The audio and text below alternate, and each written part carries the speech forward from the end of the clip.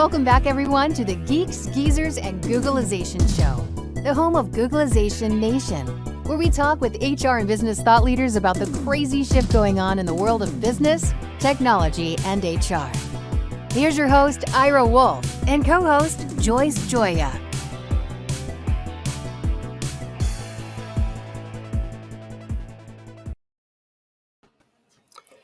Hey, welcome back, everyone, to another Geeks, Geezers, and Googlization. Welcome. Thank you for being part of Googlization Nation. If you're not part of it yet, officially part of it, please go to googlizationnation.com. And subscribe. And it's free. Yes. And we're neither of us are in green, but happy St. Patrick's Day today. Again, welcome back. So appreciate that. We are live, as we always are. So when we say it's St. Patty's Day, it actually is. We got a super platform today. We got some super guests. Yes. We're going to be talking about employee retention, which seems strange in this time, but the economy is starting to come back despite we actually have multiple economies at the moment, but the economies are coming back. I continue to get calls every day from new clients and current clients that are struggling to find people. We were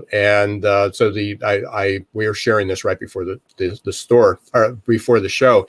And I mentioned this last year, Joyce, when we first started to talk about this, and people said, how long do you think it's going to take for a recovery and so forth?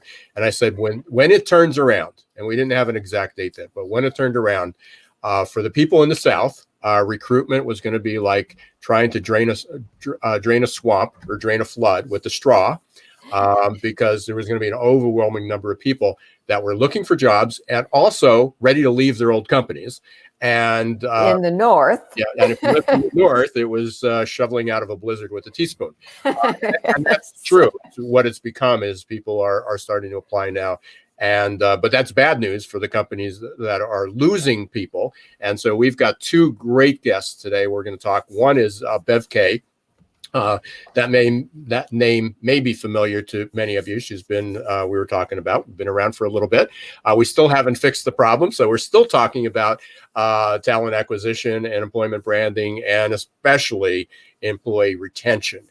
How do you create a little bunch of people? She is now in her 6th edition of her book, Love 'Em or Lose 'Em. That's only one of her books. She's got several bestsellers, I think. Right, but she sold nearly 800,000 books to date. This is the 6th edition of Love 'Em or Lose 'Em. And there's a whole section, and we're excited to talk to her about this, focused on, each section is actually focused on diversity and inclusion. There's questions and how did this apply? Right. So incredibly appropriate, which also fits. I did my keynote yesterday for HR Now, HR Daily Advisor. They're having a summit, and that went really well. We talked about the HR tech stack, and for anybody who knows me, what my opinion of that is, it's like a Jenga tower ready to be tipped over.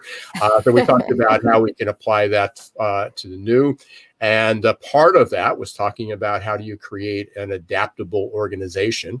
Next Wednesday, March 24th, 11 a.m., we're going to be talking about adaptability with Heidi Spierge, who is Chief Strategy Officer at Cornerstone On Demand, Ross Thornley from AQAI, and Mary Faulkner from IAHR.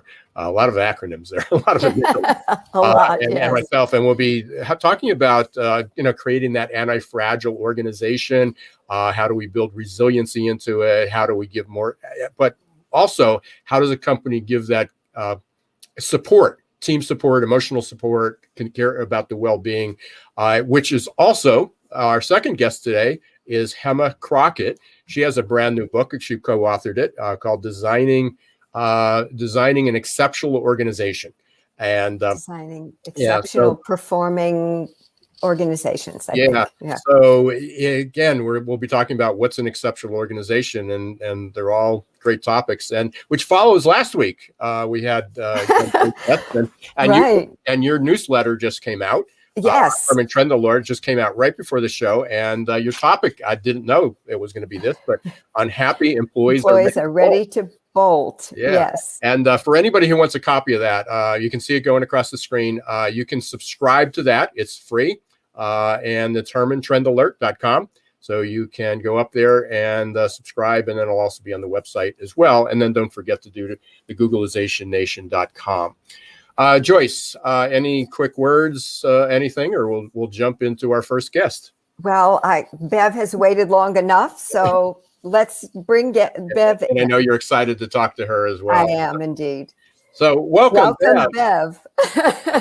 So a quick introduction. We talked about we've all, the three of us, have been in this space. The two of you have been a little bit longer than I. I switched careers midway, come into this. But from the very beginning, we've been talking about how to take care of your employees better. People, forever it's been people are our most important asset. And okay, now it's time to put it up, put up or shut up, and be able to do it. Bev, incredible. This is your sixth book, 800,000, and congratulations. I think it was last year, 2 years ago, maybe. You got 2 Lifetime Achievement Awards. One was through ATD or formerly ASTD. So when you've been around long, and the other was the Institute of Management Studies. And I mean, just to show people how important that is. I don't know who gives more credibility to who, but you got it at the same time as Dr. Marshall Goldsmith. Yeah. And I think people are really familiar with, are very familiar with him. With Marshall. Well. Yes, of course. Yeah. So congratulations. It's great to see you. You and I have known each other for a long time. And as you said, I got my book just yesterday. And, your note in the front was, we finally get to do something together. Welcome. Bev, in your blog last month, which was titled Love in the Time of Lele, which is Love 'em or Lose 'em, you mentioned that your neighbor applied your principles and practices to family and neighbors. Do you think they also apply to other stakeholder groups the company has, like vendors and suppliers and customers and even shareholders? That'll be my next edition, right? But, the idea of be nice to everybody goes for everybody. In fact, I'm right now redesigning the training that goes with Love 'em. And I want to add an assignment at the end saying, go back to your dinner table. And who's ever sitting at your dinner table, try these Love 'em questions. Because I think we're just talking about that. It's that broad.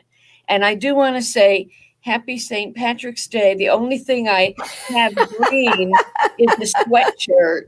And I thought it was inappropriate. So anyway, happy St. Patrick's Day to everybody.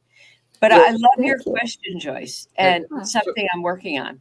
So, Bev, give an example of what are some of those questions? What are some of those love 'em questions that you can ask? And again, people may say, well, we can do that at our family table, but we can't really say we love somebody at work. Yeah, I am falling in love with the word love all over again. So in 1999, when the first edition came out and we chose that title, the publisher said, are you sure you want LOVE in your title? Because what manly man would walk into a bookstore and pull off something with love? And we said, we must have it because it's the one word that stands for so many others. It means recognize them. It means notice them. It means congratulate them. It means all those things. Yeah. And we always say in the work that we do, if the word isn't comfortable, use anything else. But the essence is show you care. And it's that simple and that complex. So what are some of those questions? Sorry, Ira. So I'll tell you my favorite one, and in a way, it kind of started us on the journey, is instead of saying, what can I do to keep you? At the exit interview, say, what can I do to keep you in a stay interview that you do all the time? And, when you mentioned, like, what can you use with other people? I think I should say more often to my own spouse, what can I do to keep you? And I'd learn, just to say, is there one thing I could be doing more of that would make life here better? It led Sharon and I to write a book on the stay interview, because it was seen as, what? Ask them what? And managers' fear is, if I say, what can I do to keep you? Or what keeps you here? The employee will say something they can't deliver on, like more money or that other job. Therefore, why should I open up a kettle of fish or whatever you call that? And we say, open it. And if your employee says something you can't deliver, tell the truth. My hands are tied on that. And ask the magic question, which is, what else? Because I want to find something that I can make happen for you, that I can get my arms around. And I always say, if you ask what else 3 times, you will get something that is doable by you that you never would have thought of on your own. Speaking of stay interviews, quick question. Do you think it's important to have an outside person do those stay interviews, or can the HR professional who's inside the company do it? Who I think should be the ideal? Every manager who manages anybody should have a stay. It's like Bev froze up there for a second. So, yeah, I mean, one of the things we were talking about there you are. You froze up a little bit, Bev.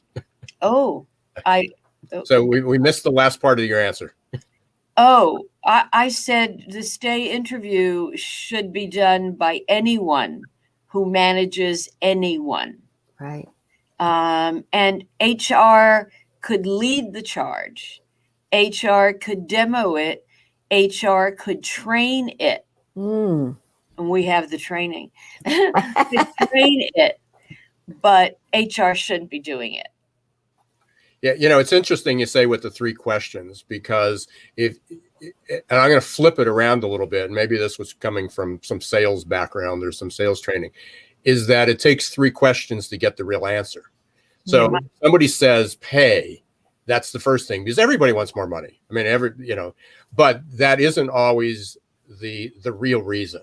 So when you ask in sales, well, if I can't do that, what's next and what's next? It usually turns out that the third reason, and again, even talking about objections, what's the real objection, or what's the real reason? That's great to think about. Yeah. Right. Yeah. So the 3 questions goes a long way.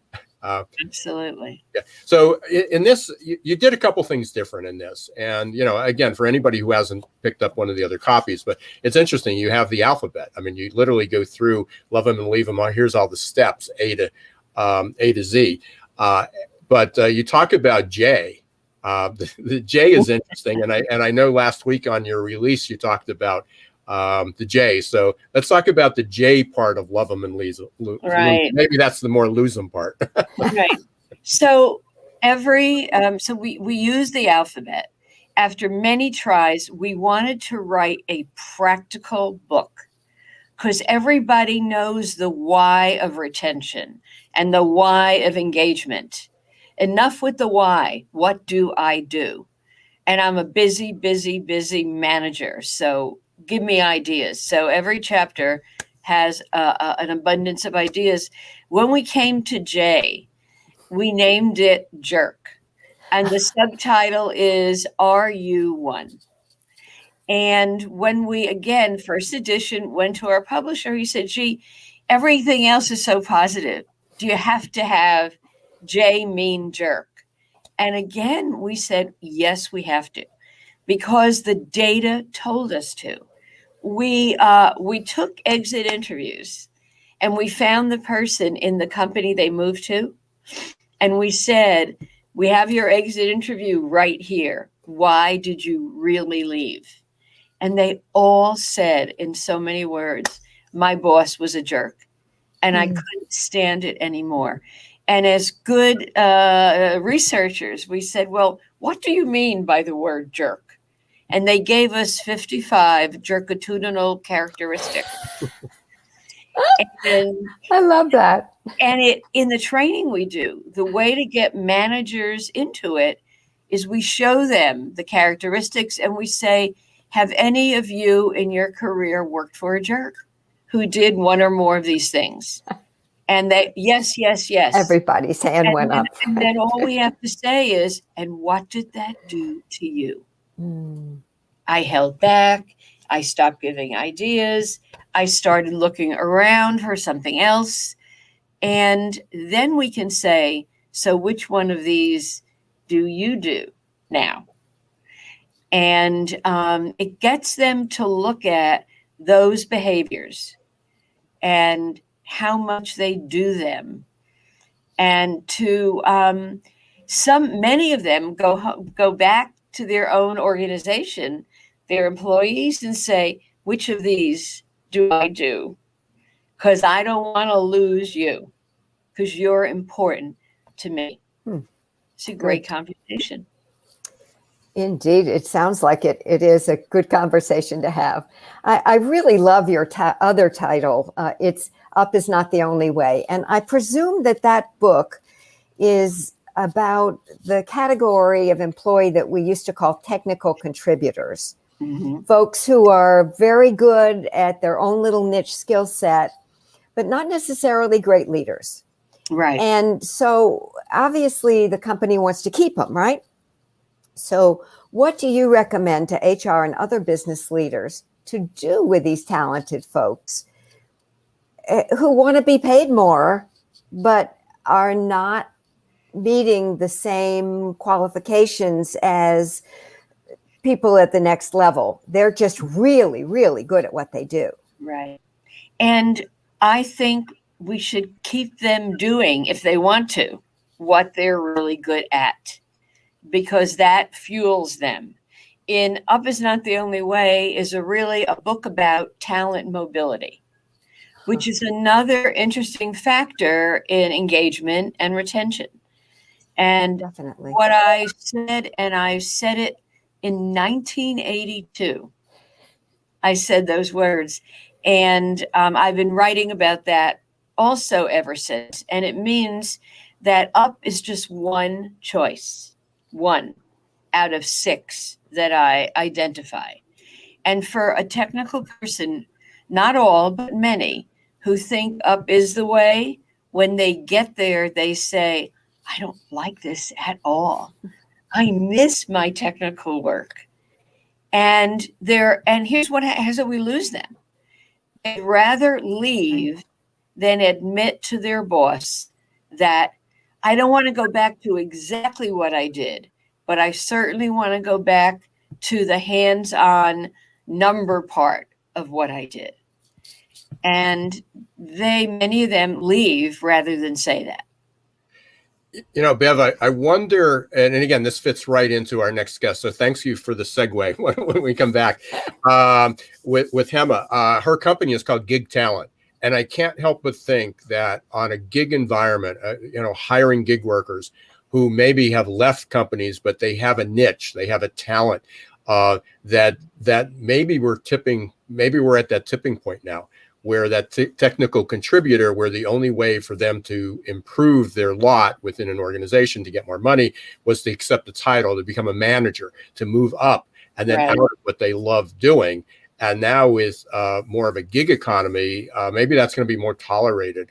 Again, all these things are converging and going on at the same time. So I'm just wondering if that's going to happen. Right. Well, I believe it is.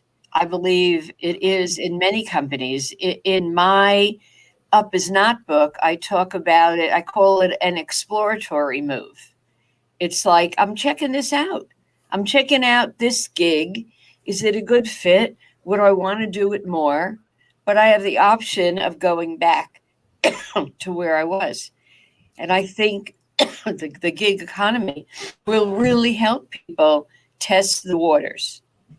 The other thing that you added to this book, and I think it's incredibly important, and I know you said your publisher sort of forced your hand on this, was the diversity inclusion. And not forcing your hand, you seem to want to do it, but it was just that important that it should be included. Right. And it just came off multiple conversations about pay inequities, gender inequities, and so forth. So I can't imagine how many people of color and women over the years that companies have lost because of, not showing the love, not giving fair and equitable rewards and recognition.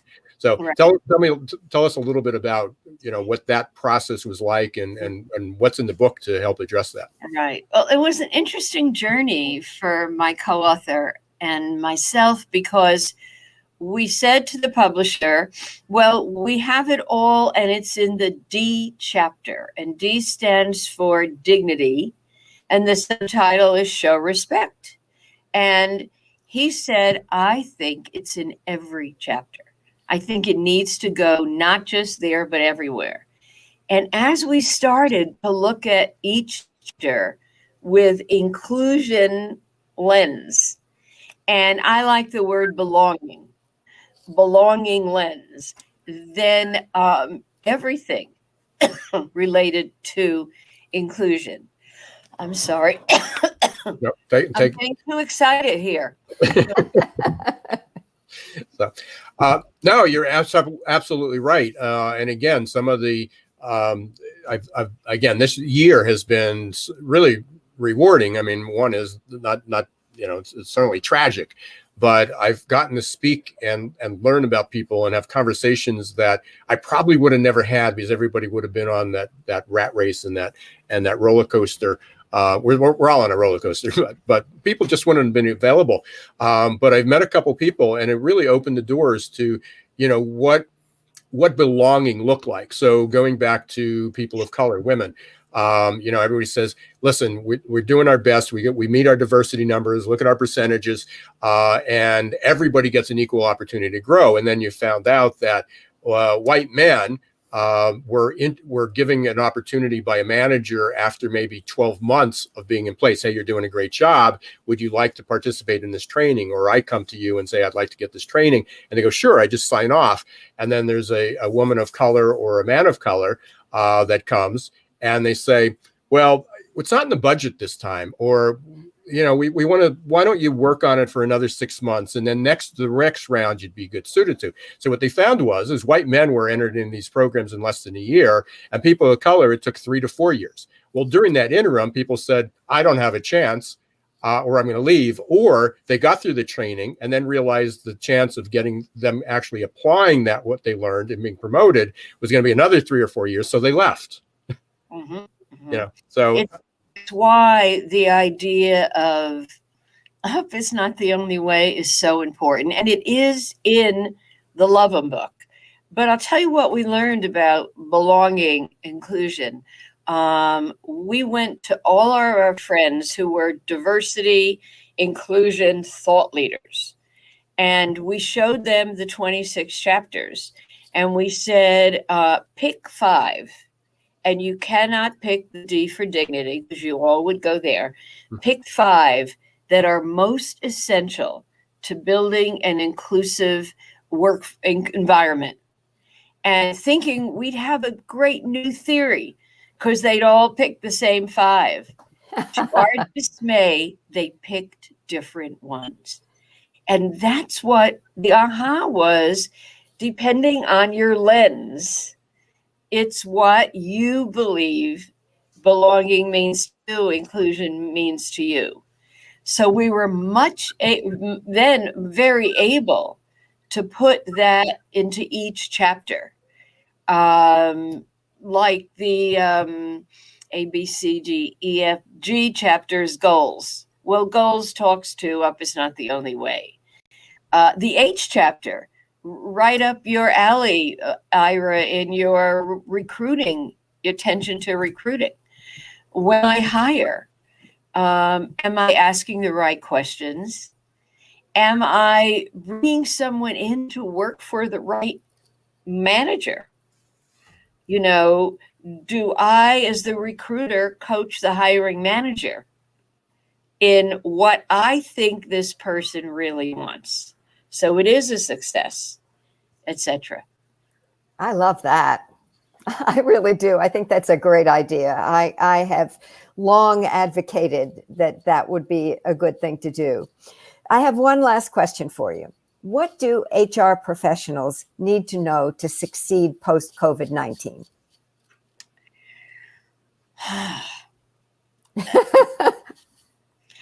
You know, they need, number one, to, I think, to have a welcome back party. Whether, and I'm just making this, whether you're going to stay remote or not. I think there needs to be a, you know, how are you doing? We passed one phase, we're on the way to another. I don't know what the future holds, but boy, I don't want to lose you. So let me know what's important to you, because as we go through this next pendulum swing, I need everybody on my team. So, you know, one of the things I'm going to make available to all your listeners is a list of 26 A to Z ways to say, how are you doing to your remote talent? Because we heard a lot that managers, especially technical managers, the conversation is not easy. After I say, well, hello, how are you? Where do I take the conversation? So all of your listeners, we're going to provide you with a list of ideas, and you can choose any one of the 26. And if you make sure I get the link, we'll make sure we put that in the show notes and up on the site and the write-ups and the podcast write-up as well, Bev. So one is, and you didn't know, you may not have heard me say this over the last couple of days, but I got this from an article I read, and they talk about, you know, we've heard about FOMO, you know, fear of missing out, you know, as a driver. Well, the drive now is phono, is fear of normal. And it's a fear of getting back to normal. So again, what are some of the concerns people have? What's the job going to be? What's the team going to look like? And it could be as simple as, what if somebody's not wearing a mask? What if we're squeezed into a room? What if somebody coughs? What if somebody comes to work? You know, before it used to be a badge of honor to come to work sick. Now it's not. So there's all these personal concerns. And going back to your book, I mean, we're going to have to show people love.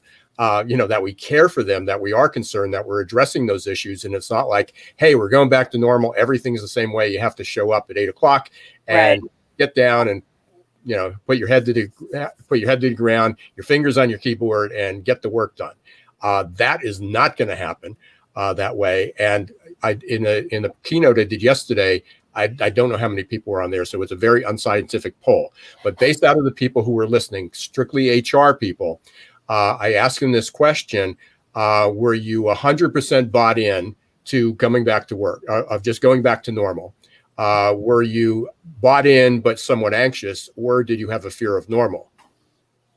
It was 50-50. It was actually 47-53. Interesting. So 47% said, yeah, we're completely bought in.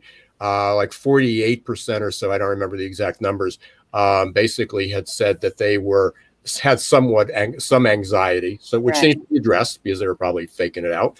But there was like 12% that said they had a fear of normal. So, but the reality is that there's at least some level of anxiety of coming back. Yeah, everybody wants to go back to normal, but then there's a fear of going back to normal, and that needs to be addressed. So, and I think the great question for a manager to ask every single individual is, what's your greatest fear? As we go back, we'll never go back to normal, but go back to the new normal. What are you most not want to give up about this period of time? And write that down or hold it in your head and see if you can make that work for that individual. Yeah. And the other thing is, we talk about the managers. The managers need this too. The managers need love, because they're trying to manage this distributed hybrid workforce. They've got all these personal issues of every employee to deal with. They're in a whole new ballgame, and a lot of managers weren't very good before this happened. So they have a lot of work to do. Bev, I'm sure the three of us can talk forever. We can go on. It's so good to want to be able to see you. We've talked before on the phone, but it's great to be able to actually see you, to participate, to finally do something together. Congratulations on the honors that you got. Super congratulations on the book. And I'm sure we're going to be talking quite a bit. Thank you. Thank you, Bev. Great to see you. Okay. Take care. Bye-bye. Bye. Joyce, wow. Very fast space. Yeah, right up our alley. And there are so many coincidental things, including your newsletter that fit in there. And then our next guest, which is Hema Crockett, we'll be bringing her on. And then we're having the Adaptability Summit next week. So a lot of things. So we're going to take a really, really quick break. You're listening to Geeks, Geezers, Googlization. Thanks for being part of Googlization Nation. And thank you for our sponsors, Ngomu and Success Performance Solutions. So you can hear from them really quickly, and we will be right back. And Hema Crockett will be joining us. Imagine growing great employees and advancing emerging leaders with one small monthly investment. With the Ngomu app, you can support your employees in career and personal development and health and wellness without spending a lot of effort to schedule and hold numerous training sessions.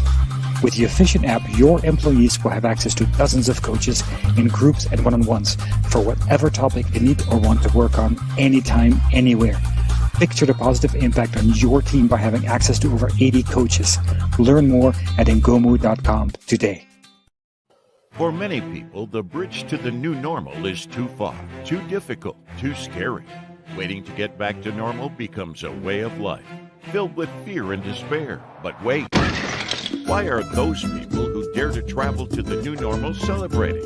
Opportunity and growth? How can you get a piece of the action? The bridge between the past and the future, the status quo and the new normal, is adaptability. You have a choice. Which side of the future do you want to land on? Will it be coping and surviving or growing and thriving? Adaptability quotient is the new competitive edge.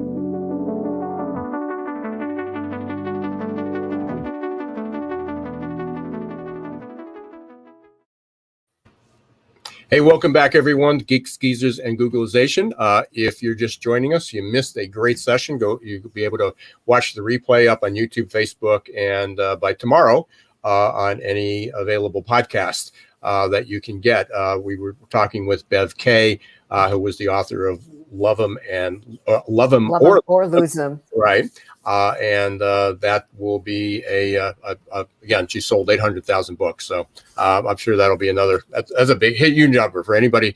I know you've written some books and I've written books. We only wish we had that many. For sure. A fraction of that many sales. So it's quite challenging. The one thing I want to say about the Adaptability Summit that we're having next week, initially I told everybody we're going to limit the seats. And we were limited to 100. We just opened it up again. We're actually through the 100. So we just expanded the number of seating. So there's no, at this point, at least there's no restriction, but it is filling up. And please go up to sign up for Adaptability Summit. You can go to the website, successperformancesolutions.com, or you can follow the bit.ly quote at the bottom, but it's right at the top of successperformancesolutions.com. There's a button right at the top. And it's free, so why wouldn't everybody just go and sign up? Yeah, and if anybody's interested in a SHRM credit, there is one SHRM credit available. And now we're going to continue this conversation. I want to bring on Hema Crockett. Just met her. I saw that she had a really interesting post, or somebody was talking about her book online, and I just had an opportunity to meet yesterday, doing a little bit of a trial here. So welcome from the West Coast. I think we've got we've got East, West, and Mid America taken care of here. So yes. Welcome, Emma. Thank you so much, Ira. Nice to meet you, Joyce. Nice to meet you too, Emma. Thank you. So and the background's showing up nicely there, Emma. Good. I'm glad. It was just showing up as black yesterday until we fixed that. So I know Joyce has a couple questions here, but let me start with this one. Sure. Because everybody has these different titles about different organizations. You came up with exceptional organization, the exceptional organization. What is that? What's that look like? How is that different? How is it different than what you're seeing? Yeah, I think there's a few different things. One, we really talk about leadership. An exceptional organization has self-aware leaders. These are leaders who are walking the talk. They are leaders who are aligned with the organization's values. They are leaders who lead with empathy. Ask their employees, to the conversation you were just having with Bev, ask your employees how they're doing, how they're feeling, check in with employees. It's also an organization where employees are engaged. They're bringing their discretionary effort to work each day because they know their leaders are good people. And there's always a secret sauce, right? Every organization is going to have that really unique one or two features that sets them apart from others. And that's what we talk about in this book as well. It's not losing what makes you special. It's bringing that out and taking it to the next level. Hema, you're the co-founder of what you call of Gig Talent, which you call a modern talent agency. You're not talking about stage performers. You're talking about corporate performers, right? Exactly. Yeah. And we're also talking about independent consultants. So while we use the term talent agency, it's really just a way to describe how we're helping independent consultants do the work they love. And Ira, I loved your question on the last segment regarding the gig economy and what we're going to start seeing more of. And the truth is the statistics are really showing, 50% of the workforce will be in the gig economy by 2025. That's a real number. Yeah, in a book ago, when my late partner and I talked about the future corporation of the future, we talked about exactly what you're talking about. Yeah. So you talk in your book, you say that a top performing organizational culture doesn't just happen, it's intentionally created. So for early stage companies, how do they intentionally create a high performing culture, a top performing culture? Yeah, I think the key word there is just to be intentional, right? Whether you are a startup or whether you've been in business for a number of years, we manage our financials, we manage the strategy. But how many times do we hear about organizations going back to really think about their culture? Does it align with that new strategy? What's working, what's not? Every new hire that comes in brings something to that culture. And so as a startup, the best thing to do is really get intentional about what does it mean to work here? What does that look like? What does high performing mean to us? And it's really based on your stage as well, right? Innovation and the ability to wear multiple hats may be extremely important in those early stages. And as time goes on, maybe that shifts. Right. And many companies already have established cultures, right? Yeah. And those cultures are often like ingrained. So what do you suggest for them? Where do they even start to try to create this high performing culture? Absolutely. That's a great question, and one that's always hard to tackle when you're inside of a company because you're in it day to day, right? And so what I would say is the first thing is really to take a step back and take an inventory of what your culture is today. How do you reward people? How do people show up to work every day? Are your core values aligned with how you're behaving? So do your actions and your words align? Things like decision making. How do you make decisions in the organization? And so really take an inventory of all of these things and decide, is this where we want to be today? the one thing that organizations, I think, sometimes can have difficulty with, which is what we cover in the book as well, is how do you then pull that thread through all facets of the organization, right? Culture isn't ping pong tables and beer kegs and, happy hour Fridays or things like that. It is really how you treat people, how you reward them for what they do, how you engage them.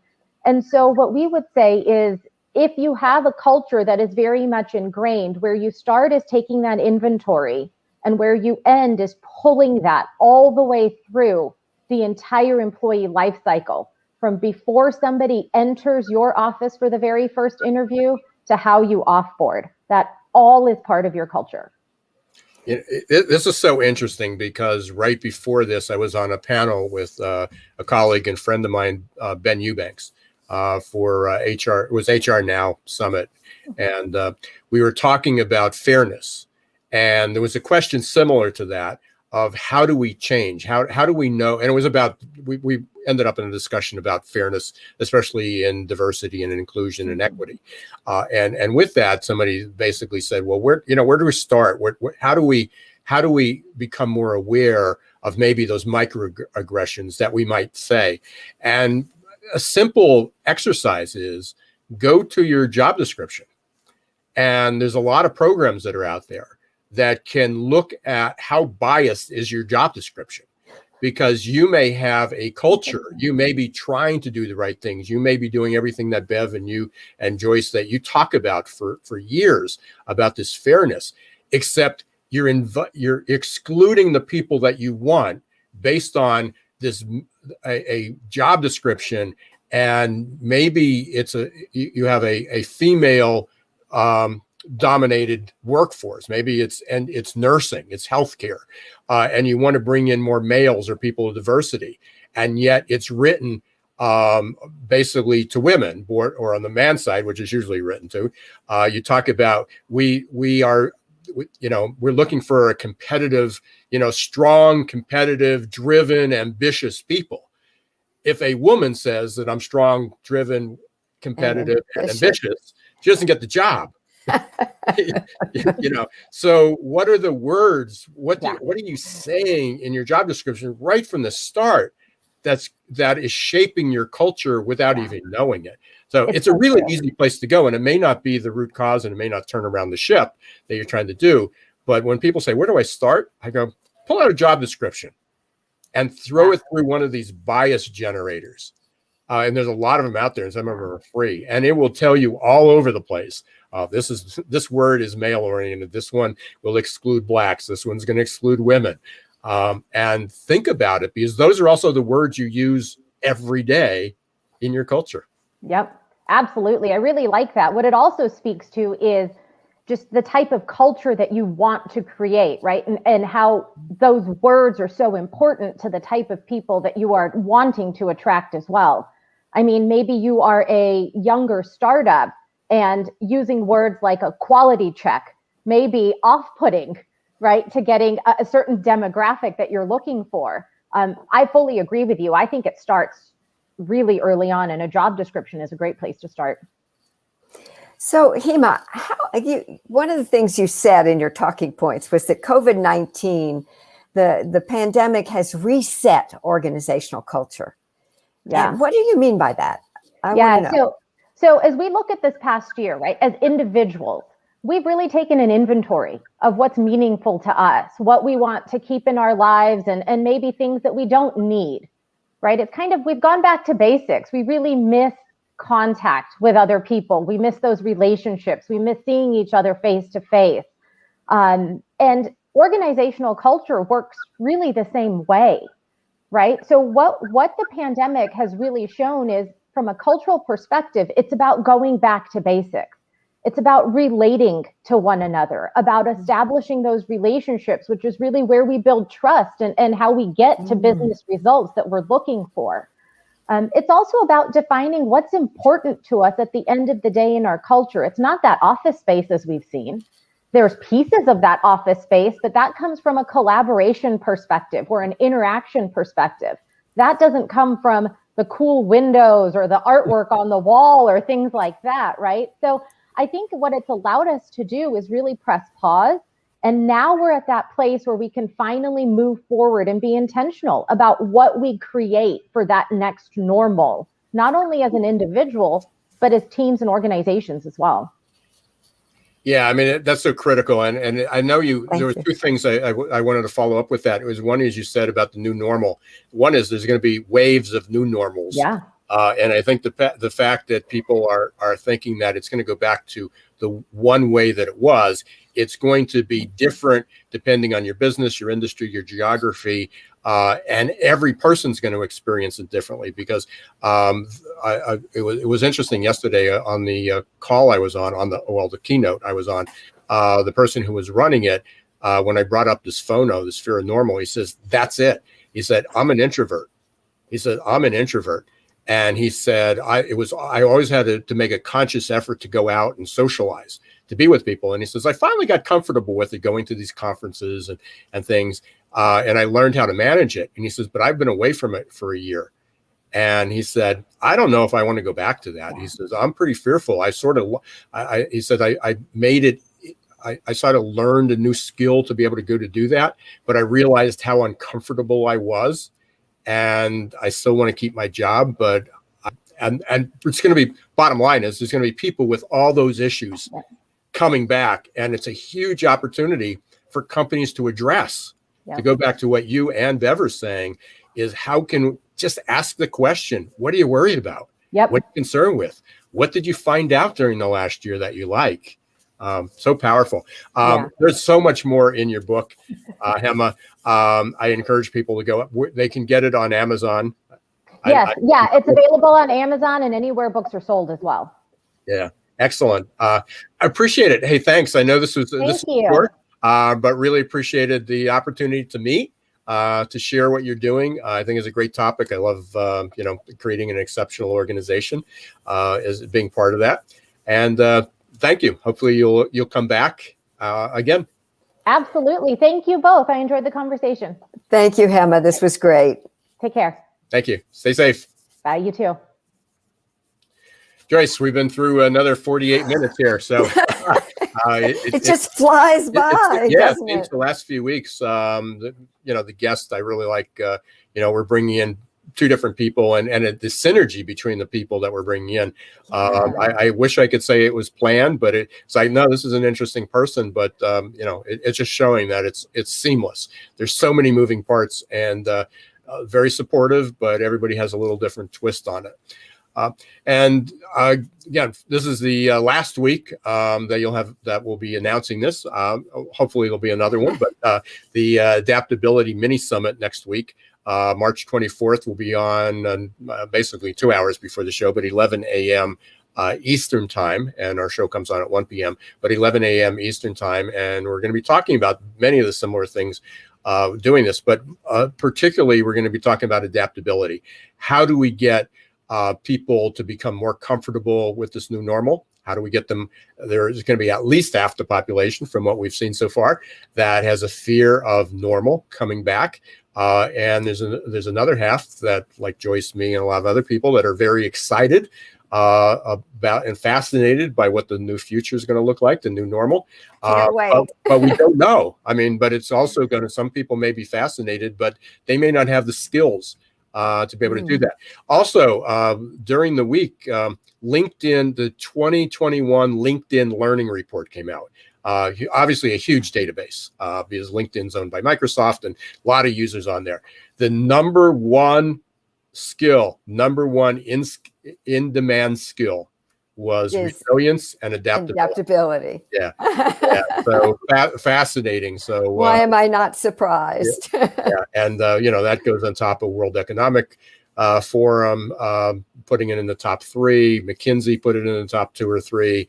So everybody's coming out that adaptability is going to be incredibly important. We've got another super interesting guest next week, Bill Jensen. He's part my of friend Bill. Yeah, I didn't know you knew Bill.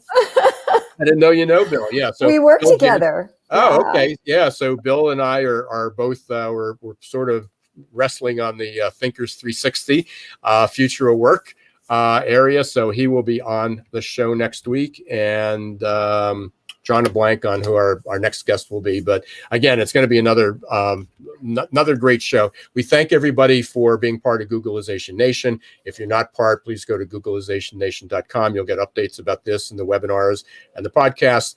Thank you for being a listener of Geeks, Geezers, and Googlization. If you like what we're doing, please subscribe to our podcast or subscribe to YouTube. Please leave comments, tell your friends. Thank you, Ira, for a wonderful show, another wonderful show. Yeah. And until next week, don't let the shift hit your plans. Bye, everyone.